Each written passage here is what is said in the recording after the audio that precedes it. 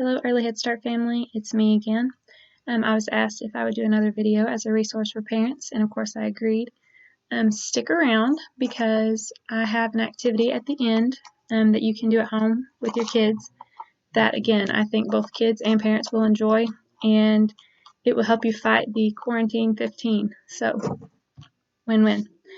I wanted to talk to you just a little bit about our learning standards, our learning frameworks. So a lot of people refer to Early Head Start, or particularly our centers, the learning centers, as daycare. And that might ruffle some feathers with staff because we're so much more than just daycare for your children. A lot of people don't understand that Head Start centers have a lot of requirements that they have to meet, even just to get grant money for the following year. So one of the frameworks that we follow is the Head Start Early Learning Outcomes Frameworks, and we also have the Arkansas Early Learning Standards. What both of those do is basically it tells us what your child should know or be able to do at a given age. So, for example, we have this book of our frameworks, and it will break down, I mentioned last time, the developmental areas that we assess in. And so it will break down those developmental areas and tell us what your child should be able to do in each area, in each age group. So for today's activity that I'm going to show you in just a minute, I picked the physical development area, and I just wanted to read a framework for you and give you an idea of what we follow in the center. So one of the frameworks, one of the goals, you could say, for physical development for our children in our centers, which are birth to 6 weeks to 3 years, is the child demonstrates effective and efficient use of large muscles for movement and position and to explore the environment. So what that looks like for a newborn is going to look a little bit different than what it looks like for a 3-year-old. So I'm going to break it down for you. So from birth to 9 months, we expect a child to explore new body positions and movements such as rolling over, sitting, crawling, hitting, or kicking at objects to achieve goals. Then from 8 months to 18 months, we expect the child to be able to move from crawling to cruising to walking, learning new muscle coordination for each new skill and how to manage changing ground surfaces. And then anywhere from 16 to 36 months, we expect the child to gain control of a variety of postures and movements, including stooping, going from sitting to standing, running, and jumping. And then by 36 months, so by the time that they're 3 years old, we would expect them to coordinate movements and actions for a purpose, to walk and run, adjusting their speed or direction depending on the situation. We expect them to explore the environment using motor skills such as throwing, kicking, jumping, climbing, carrying, and running, and experiment with different ways of moving the body, such as dancing around the room. So obviously, a child doesn't go from newborn to being able to run, kick, jump, climb, carry, running all at once. There are steps that they go through to get there. So, how can you help support your child in this developmental area? You know, from birth to 9 months, like I said, explores new body positions and movements such as rolling over, sitting, crawling, hitting, or kicking to objects to achieve goals. So if you have a child in that age group, think about where your child is now. What can they currently do, and what would be the next step up from where they are now? So, for example, I have said before, my baby will be 5 months old in a few days, and he has got the rolling mastered. He can roll front to back and back to front. He has not mastered sitting. That's what we're working on right now, our sitting and crawling. So to help him, I will sit him in the floor, and I will sit behind him, and I will have my hands or my legs on either side of him to try to help him balance. Of course, I'm not just going to sit him up and then step back and say, sink or swim. I'm going to give him support until he has that skill mastered. Same with crawling. When he's on his stomach, when he's doing tummy time, he is trying to crawl, but he's not got it figured out yet. So my husband or I will help lift his body up and try to position his arms and legs underneath him until he figures out that he has to get in that on all fours position to be able to move. So we're taking baby steps to get him to the next stage. Then, like I said, once they move to trying to cruise, which that means they're holding on to something and walking around like they're holding on to the couch while they walk down the couch, whatever the case may be, you can support them in that development. So if they are at that age where they're getting ready to walk, they want to walk, help them get there. Let them hold on to your fingers, walk them around the room, encourage them. Make sure that you're noticing when they are doing something, something new, something exciting, whatever the case may be. Make sure that you are making a big deal about it. Clap for them, tell them good job, whatever you can do to help them progress.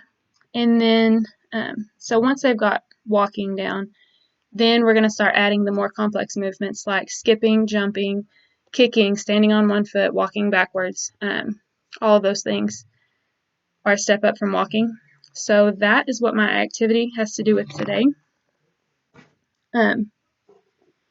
If you have a child, and even actually the younger children, like once they are able to walk independently, they can do some of these activities that I'm about to show you.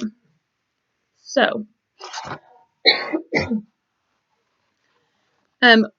I was a teacher for a few years in Head Start, and then I've also worked at a daycare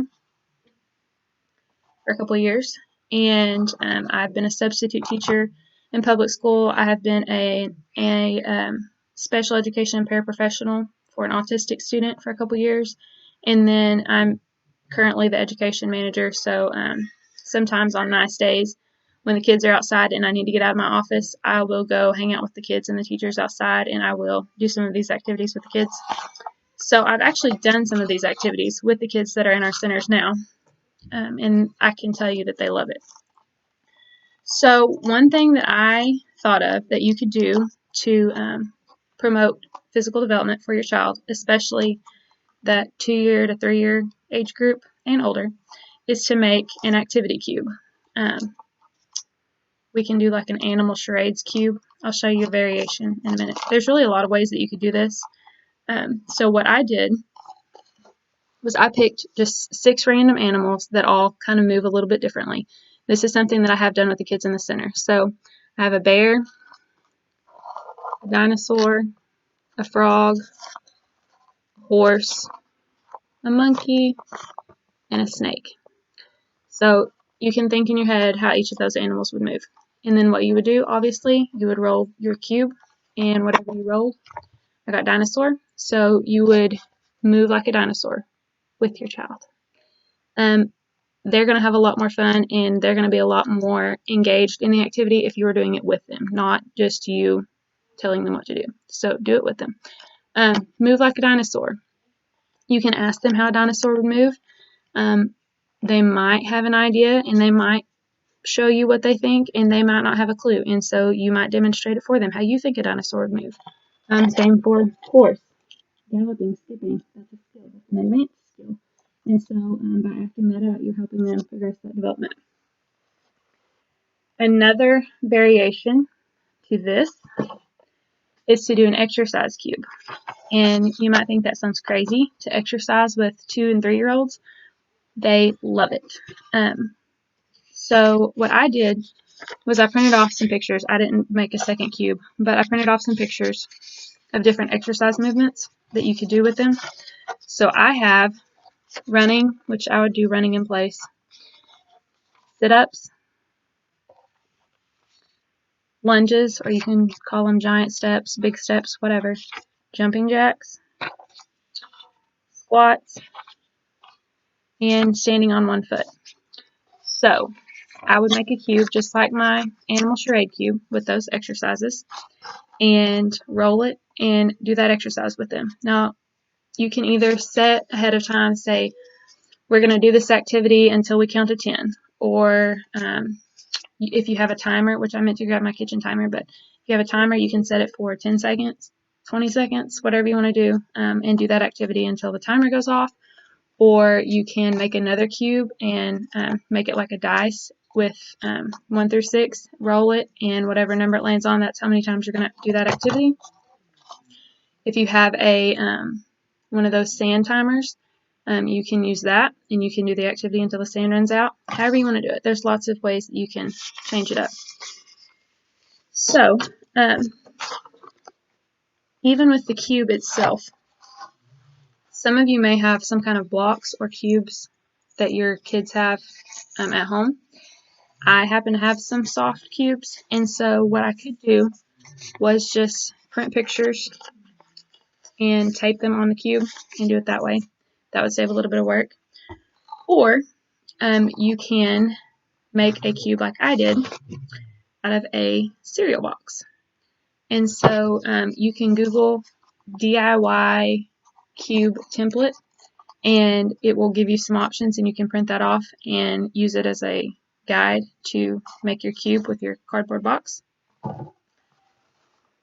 Or if you're really creative, you can just look at it and freehand it and do it that way. That would be fine. It doesn't have to be perfect.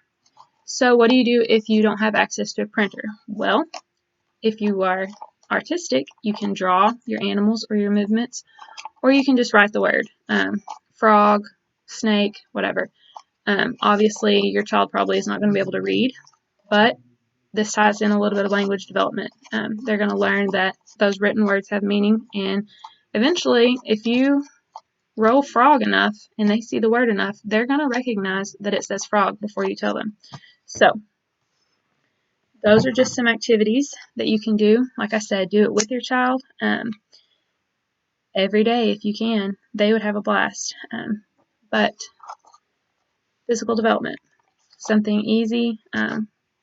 As long as you're playing, being active with your kids, you're helping them develop. But this is just one activity, one idea for an activity that you could do at home. So I hope you enjoy. Give us some feedback. Let us know if you're watching these videos, if you are enjoying them, if there's something specific that you would like to hear more about, that you need ideas for.